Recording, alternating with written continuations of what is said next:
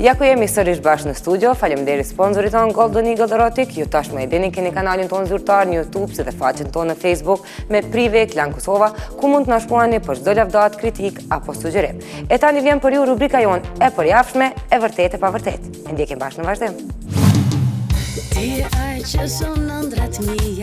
Rozana Radi fshin një sken nga klipi Forever. Kjo është plotësisht e vërtetë. Javën e kaluar në Prive keni patur mundësinë ta ndiqni premierën e spotit më të ri të Rozana Radit në bashkëpunim me Egzon Pirecin. Forever është klipi që u finalizua nga Max Production, por në këtë spot të rozit mungon një sken.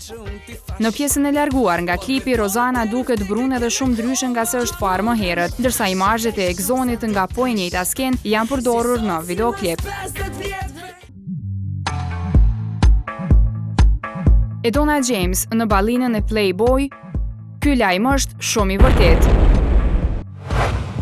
Edona James, personazhi që bëri bujë në trojët shqiptare në Gjermani, me sa duket ka vendosur që sërish të kthejë vëmendjen e mediave tek ajo. Sipas disa burimeve të Prives, Edona do të pozojë nudo për revistën Playboy, edicionin gjerman që do të botohet në muajin qershor.